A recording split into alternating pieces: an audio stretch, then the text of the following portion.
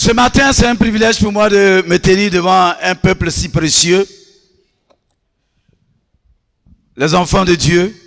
Et je remercie l'évangéliste et son épouse pour ce privilège. Et sans tarder, allons-y en Jean chapitre 15.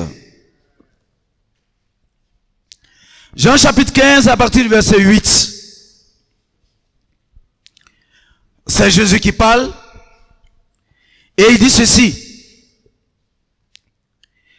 Si vous portez beaucoup de fruits, c'est ainsi que mon Père sera glorifié et que vous serez mes disciples. Frères et sœurs, c'est notre Seigneur Jésus qui dit cette parole. Il dit que son Père sera glorifié si nous portons beaucoup de fruits. Donc, frères et sœurs, qu'est-ce que Jésus veut qu'on comprenne à travers cette parole, nous en tant que disciples? Quel est son rêve qu'il exprime, ou quel est son souhait, quel est son vœu à travers ce passage de Jean 15, verset 8?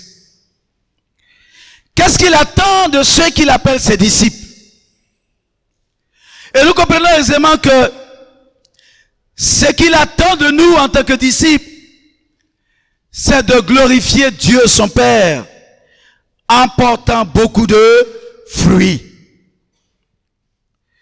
Et cette parole est vivante, elle est d'actualité pour nous, disciples d'Abidjan.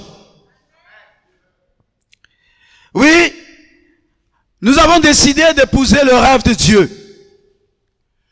Nous avons décidé d'épouser la vision, d'épouser la volonté de Jésus exprimée à travers ce passage. Voilà pourquoi, frères et sœurs, au début de cette année 2021, tout et chacun de nous, dans la présence dans cette salle, dans la présence de Dieu dans cette salle, après un message délivré, chacun de nous a fait le vœu de porter du fruit cette année. Amen. Nous avons fait le vœu de porter beaucoup de fruits cette année. Et laissez-moi vous dire que le vœu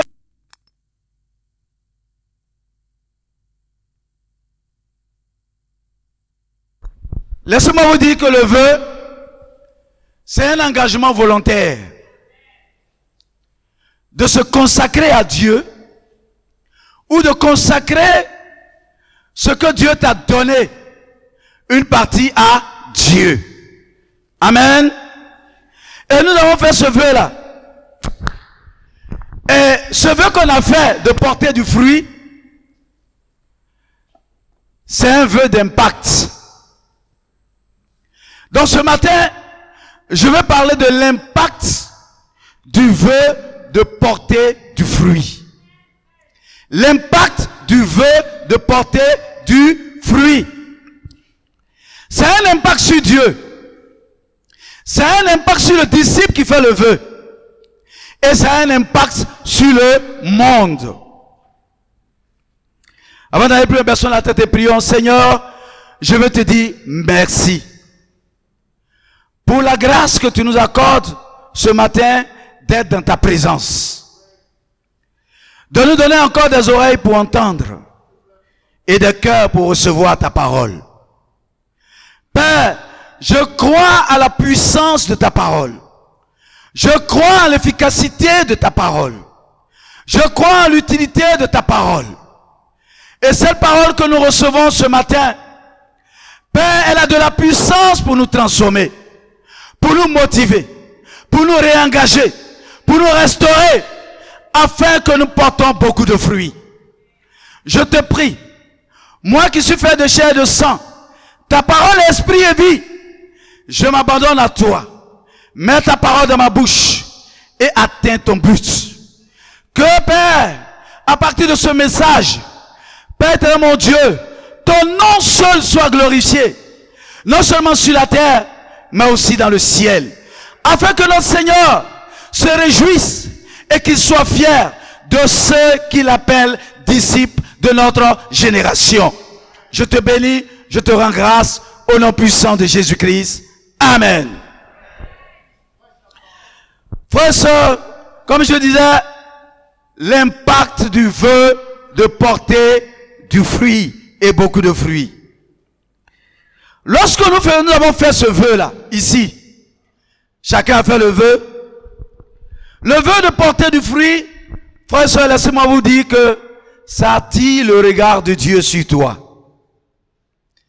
Quand tu fais ce vœu-là, qui glorifie Dieu, et ce vœu, tout le ciel attend que ça se réalise, parce que vous et moi, nous comprenons que ce qui réjouit le ciel, c'est que nous portons beaucoup de fruits. Donc, le vœu de porter du fruit attire le regard de Dieu sur toi, attire le regard de Dieu sur ta vie, attire le regard de Dieu même sur ta maison, sur ta famille. Et le premier à faire des vœux, le premier homme à faire des vœux dans la Bible, c'est Jacob. Quand vous lisez en Genèse 28, à partir du verset 16 jusqu'à 22, c'est le premier vœu mentionné dans la Bible. Ça a été fait par Jacob. Mais ce matin, ce n'est pas Jacob seul qui a fait des vœux dans la Bible. D'autres ont eu à faire des vœux. Et je vais parler du vœu d'une femme dans la Bible. Et nous sommes en train de lire le livre des femmes. Nous voyons que les femmes ont de l'impact dans le ministère. Allons-y à 1 Samuel chapitre 1. 1 Samuel chapitre 1. Lisons du verset 7 au verset 11. Il est écrit: et toutes les années, il en était ainsi. Chaque fois que Anne montait à la maison de l'Éternel, Pénina la mortifiait de la même manière. Alors, elle pleurait et ne mangeait point. Elkana, son mari, lui disait: Anne, pourquoi pleures-tu et ne manges-tu pas? Pourquoi ton cœur est-il attristé? Est-ce que je ne vaux pas pour toi mieux que 10 fils? Anne se leva. Après que l'on eut mangé et bu à Silo, le sacrificateur Élie était assis sur un siège près de l'un des poteaux du temple de l'Éternel. Et l'amertume dans l'âme, elle pria l'Éternel et versa des pleurs. Elle fit un vœu, au verset 11, en disant: Éternel des armées, si tu daignes regarder l'affliction de ta servante, si tu te souviens de moi et n'oublie point ta servante, et si tu donnes à ta servante un enfant mâle, je le consacrerai à l'Éternel pour tous les jours de sa vie, et le rasoir ne passera point sur sa tête. Amen. Le vœu d'une femme, comparable au vœu de notre sœur, Madame Zega, qui a désiré un enfant. Frère et sœur, Anne ici est une femme mariée et ne pouvait pas porter de fruits dans ses entrailles parce qu'elle était stérile. Elle ne pouvait pas porter de fruits dans ses entrailles. Elle ne pouvait pas enfanter. Donc, Anne vivait une situation non confortable, humiliante, insupportable, parce que sa coépouse l'humiliait, se moquaient d'elle, la rabaissaient.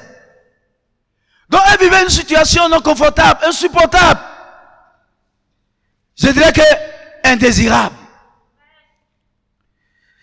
Et frères et sœurs, cette femme Anne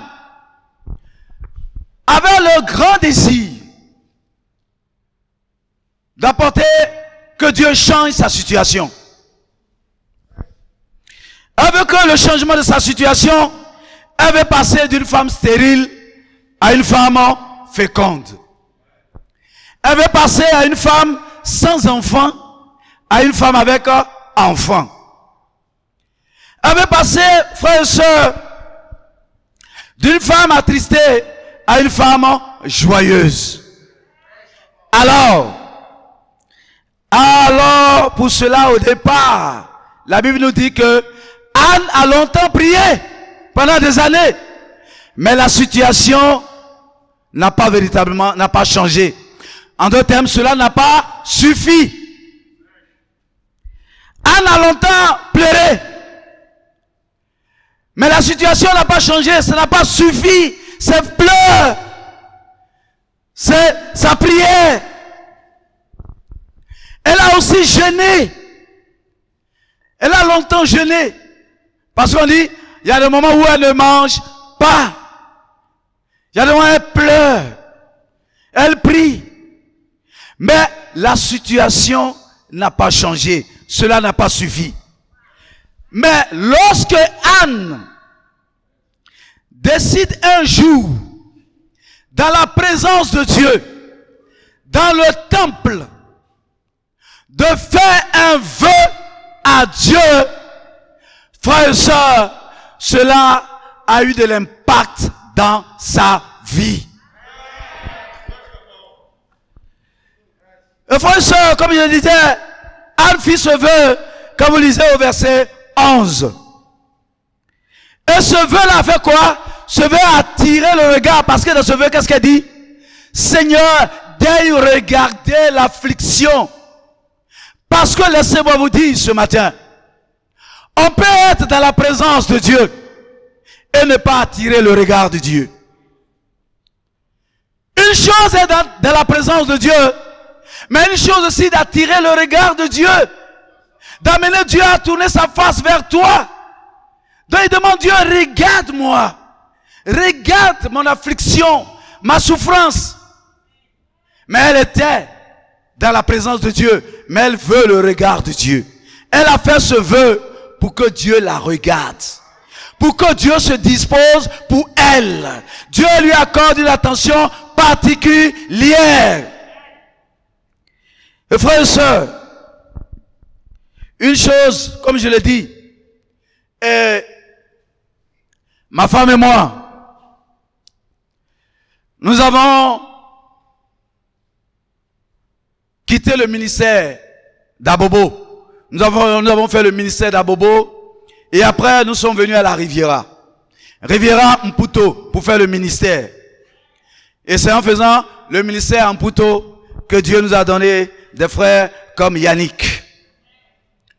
Et après, Dieu nous bénit, il nous fait grâce d'une maison. Et nous devons quitter la Riviera pour aller à Benjaville, là où je travaille. Et frères et sœurs, nous étions 4 disciples à aller à Benjaville. Au départ, mais après, il y a un d'entre nous qui a quitté la foi chrétienne. Donc nous sommes restés 3 disciples. Moi, ma femme et notre fils Fernand. Et ma femme et moi, nous avons ce rêve de bâtir un ministère à Benjaville. Nous avons jeûné. Et nous avons prié.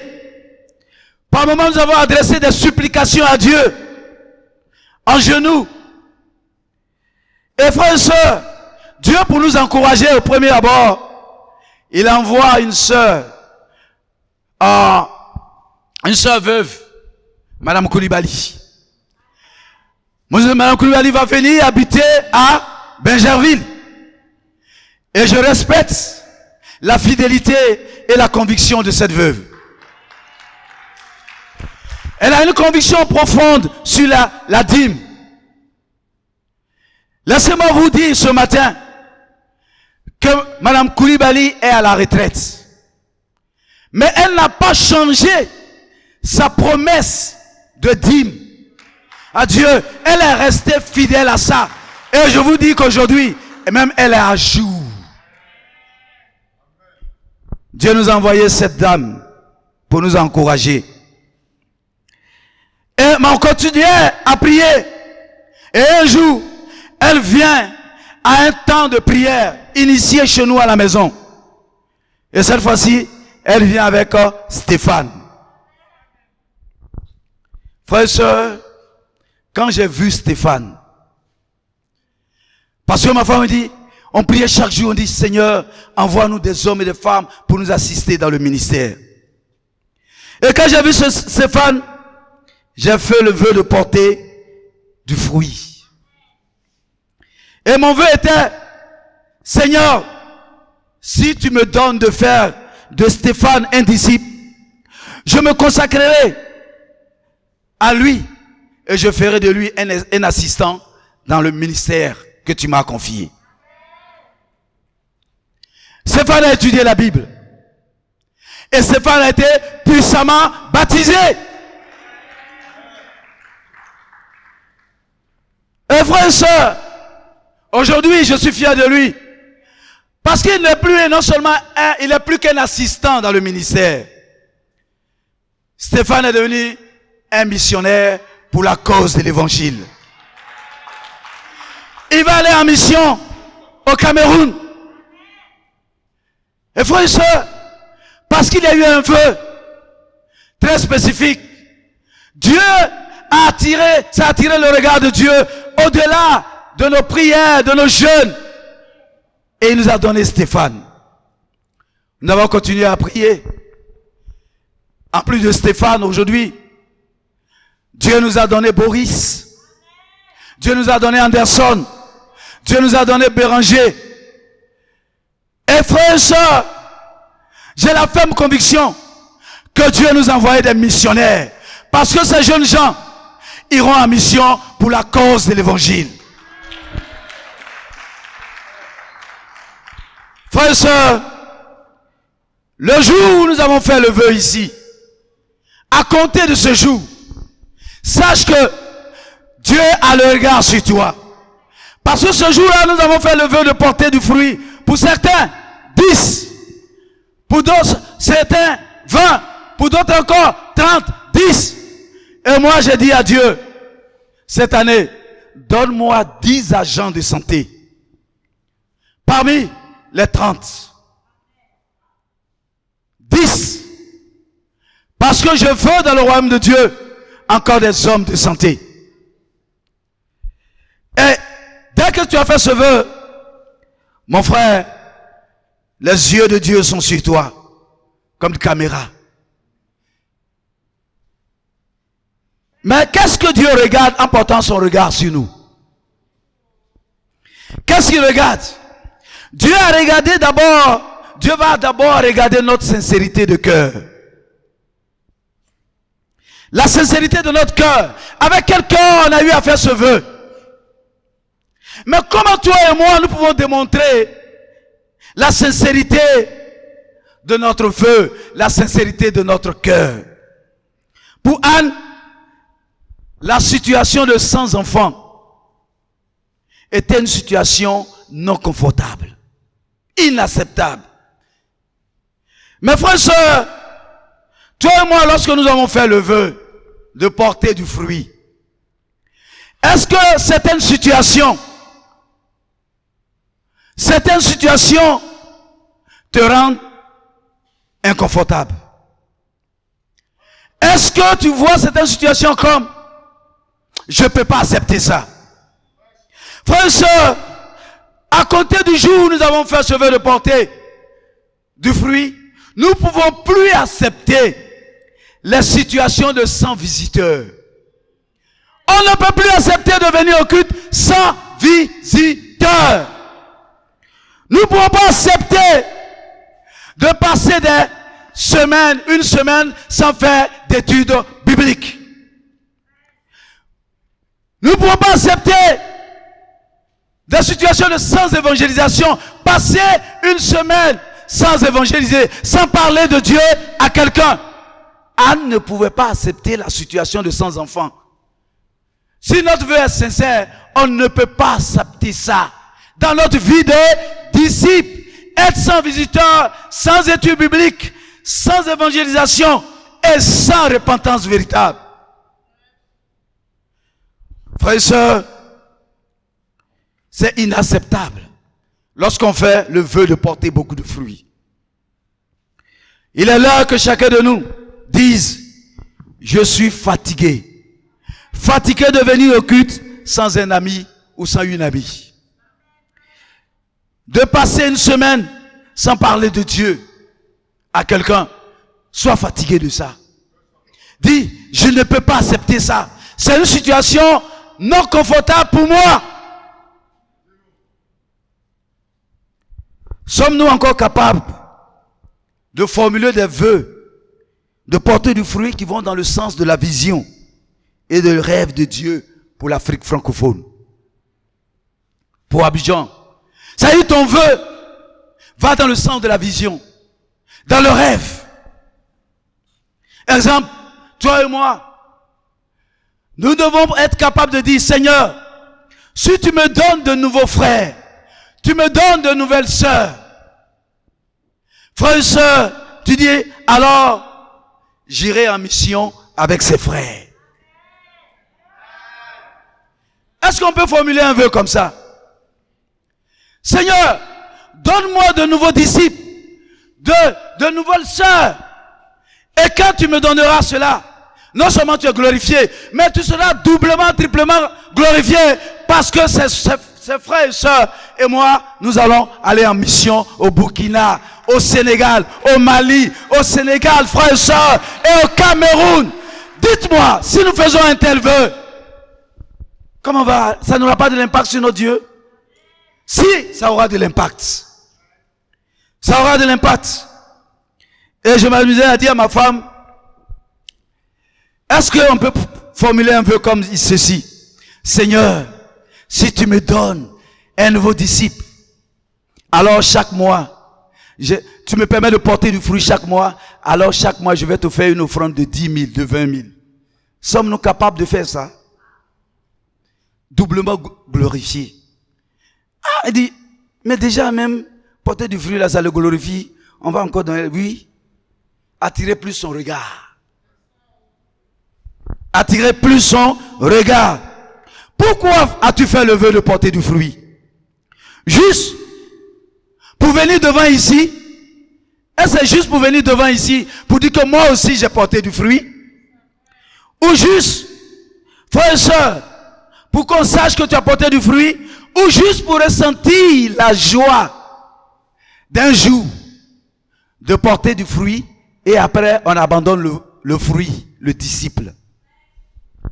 Est-ce que c'est pour cela qu'on a fait le vœu? Non. Frères et sœurs, on a fait le vœu pour porter du fruit durable. Du fruit durable. Parce que la Bible nous dit, si nous perdons le fruit de notre travail, on n'aura pas de récompense. Donc on a fait du vœu pour porter du fruit durable. Et pour attirer le regard de Dieu. Deuxième point. Le vœu de porter du fruit nous impose une discipline sévère. Un autre standard de notre vie de disciple.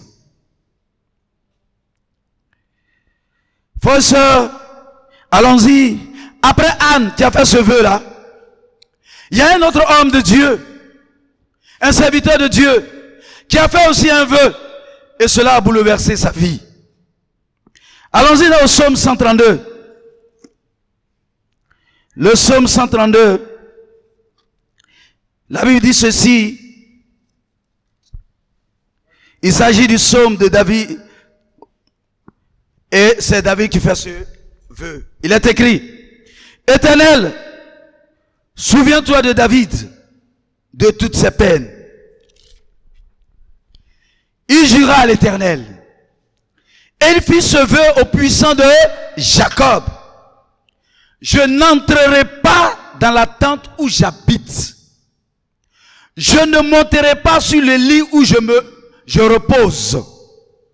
Je ne donnerai ni sommeil à mes yeux, ni assoupissement à mes paupières, jusqu'à ce que j'ai trouvé un lieu pour l'Éternel, une demeure pour le puissant de Jacob.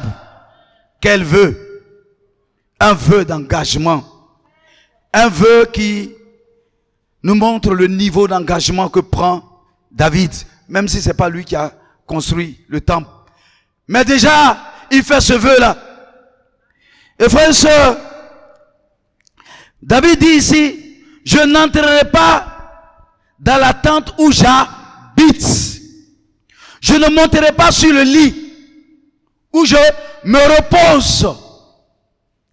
Je ne vais même pas dormir tant que le vœu que j'ai fait à l'Éternel n'est pas encore réalisé.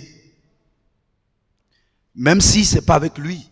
Mais je vois la détermination de David. Frère, comme je l'ai dit, David fait ici le vœu de construire le temple physique de Dieu et s'impose une discipline. Il change son niveau d'engagement. Il amène son niveau d'engagement à un niveau élevé, supérieur.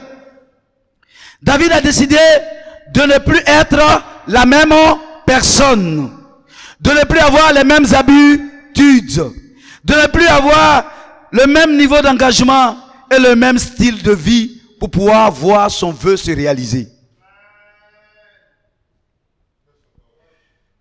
Quand nous avons fait le vœu de porter beaucoup de fruits, est-ce que ça a eu de l'impact sur nous-mêmes?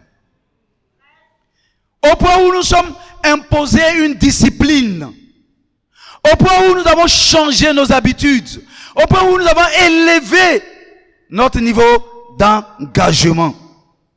Et frères et sœurs, moi le vœu de porter du fruit bouleverse aussi ma vie. Je m'amuse à dire que même, comme mon formateur le dit, je m'amuse à dire que même les 24 heures ne suffisent pas. Mais il me dit, non, c'est pas que tu es mal organisé. C'est vrai.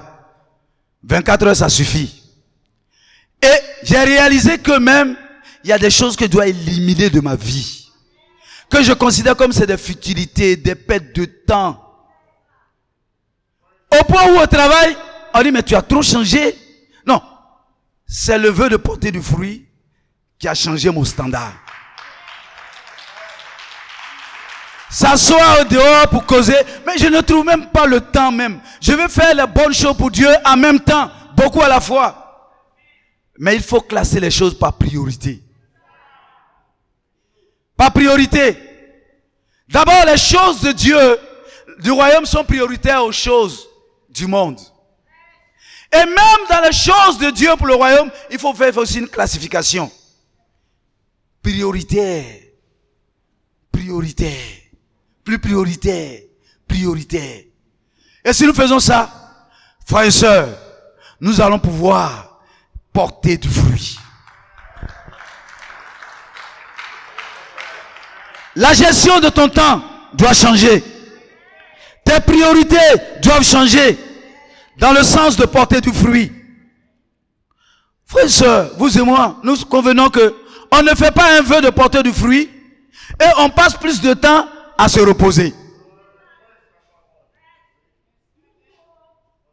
On ne peut pas faire un vœu à Dieu et passer plus de temps à dormir. David nous dit, non, quand lui il a fait le vœu, il a réduit même son temps de sommeil. Il ne fallait pas dire qu'il n'a pas dormi. Mais dormir n'était plus sa priorité. Rentrer chez lui n'était pas sa priorité. Frère et soeur, parce qu'il avait fait un vœu. Donc nous ne pouvons pas faire un vœu et avoir plus de temps. On passe plus de temps à la maison devant la télévision.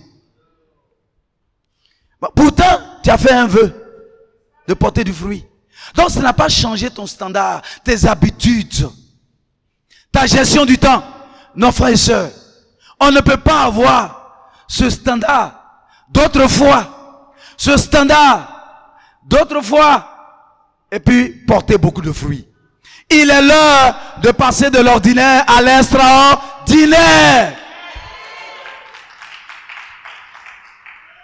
Frères et sœurs, on passe plus de temps à ne rien faire, à faire les choses non prioritaires, qu'à faire ce qui est prioritaire dans le royaume. Il faut qu'on change cela.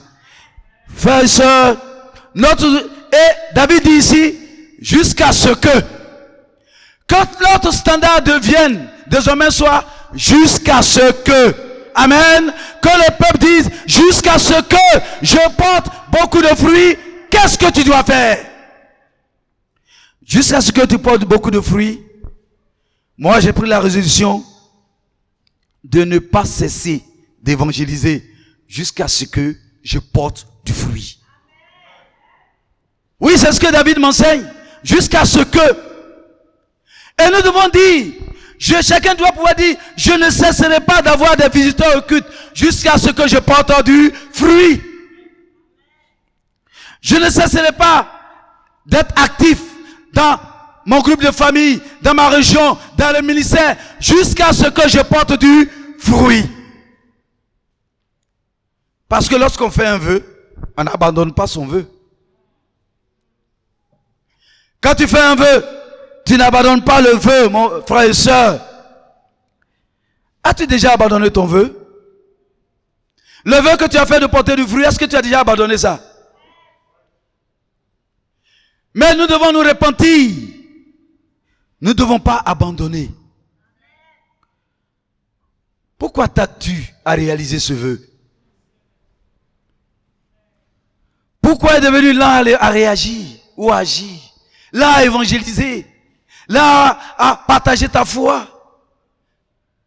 Ecclésiaste 5, verset 3 à 4 nous avertit, comme Madame Zega a prêché. Si tu fais un vœu, tu t'engages jusqu'au bout. Donc notre standard c'est jusqu'au bout. Amen. Le troisième point, le vœu de porter du fruit nous donne une victoire assurée sur le monde et sur le diable. Il y a un autre homme qui a fait un vœu que beaucoup portent des critiques dessus. Mais moi, je vais prendre le bon côté de son vœu. Oui, on dit non, son vœu est insensé. Mais on peut tirer quelque chose de positif de ce qui est mal même. Amen. Allons-y en Juge. Juge chapitre 11. Juge chapitre 11, lisons du verset 29 au verset 33.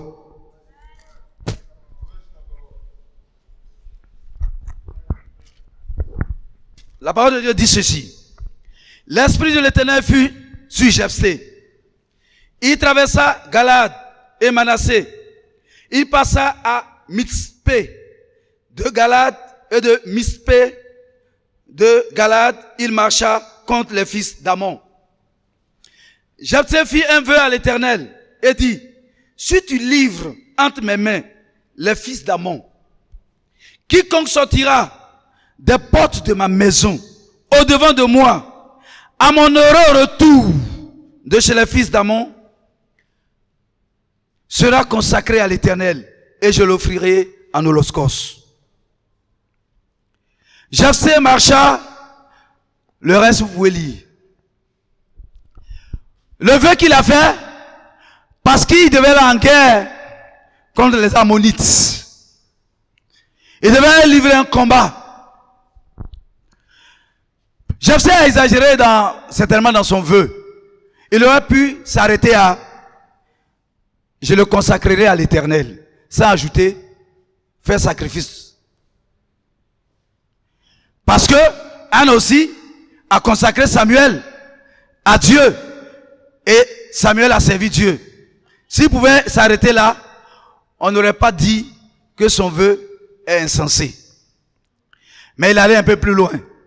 Mais ce qui m'intéresse, c'est que quand tu vas aller en combat, dans un combat, tu peux faire un vœu à Dieu. Et frère et sœur, Jephthé a fait le vœu. Et quand il est allé, il a eu la victoire. Jephthé a eu la victoire. Et frère et sœur, lorsque tu fais un vœu à Dieu, Dieu te donne la victoire sur tes ennemis dans un combat. Dans un combat. Parce que en réalité, le combat, c'est pas ton combat. C'est le combat de Dieu. Et tu veux que Dieu se glorifie en donnant la victoire. Et frères et sœurs, pouvons-nous faire le vœu de porter du fruit et nous engager et savoir que nous sommes engagés dans un combat? Notre combat, c'est de gagner des âmes pour le Christ. Partout où nous foulons le pied. Notre combat. Et notre combat est noble, frères et sœurs. Ton combat est noble. C'est précieux. Voilà pourquoi j'ai la ferme conviction que le Seigneur nous donnera toujours la victoire. Parce que ton combat, c'est le combat du véritable évangile contre les faux évangiles. Notre combat, c'est le combat de la vérité contre le mensonge du diable et de ce monde. Notre combat, frères et sœurs, c'est le combat de la lumière contre les ténèbres. Notre combat, frères et sœurs, c'est de gagner des âmes pour le Christ. Et frères et sœurs, David a dit qu'il bâtit le temple physique. Mais nous, plus qu'un temple physique, nous bâtissons des temples spirituels. Chaque disciple, chaque personne qui est devenue disciple, qui s'est repenti et s'est fait baptiser et qui devient le temple vivant de Dieu. Donc, ici réunis, ce n'est plus le temple physique, mais le temple spirituel. Tu es un bâtisseur du temple spirituel, ne dors plus. Et Dieu veut des milliers de temples spirituels sur la terre. Et nous sommes engagés à cela. Notre combat est noble. Alors la victoire, si nous menons un combat noble, donc la victoire est de notre côté. La victoire est assurée. Et lorsque une personne, comme je l'ai dit, devient disciple, c'est une victoire sur le monde. C'est une victoire sur les ténèbres. C'est une victoire sur le royaume de Satan. Ma question, toi et moi, nous voulons remporter combien de victoires cette année? Une seule victoire? Sur tant de milliers de victoires que le Seigneur te permet d'avoir. Ne nous contentons seulement d'une seule victoire. Mais la Bible dit de porter beaucoup de fruits, donc de remporter beaucoup de victoires, en faisant beaucoup de disciples. L'église est une armée de Dieu. Si l'église est une armée de Dieu, elle va à la conquête des âmes. Que ce soit en Afrique, en Abidjan, dans ton quartier, dans nos régions. Nous allons à la conquête des âmes. Alors, Dieu te dit ce matin, arrêtez frères et sœurs, et sachez que je suis le Dieu des nations. Je règne sur toutes les nations. Arrêtez d'avoir peur. Arrêtez de douter. Arrêtez d'abandonner.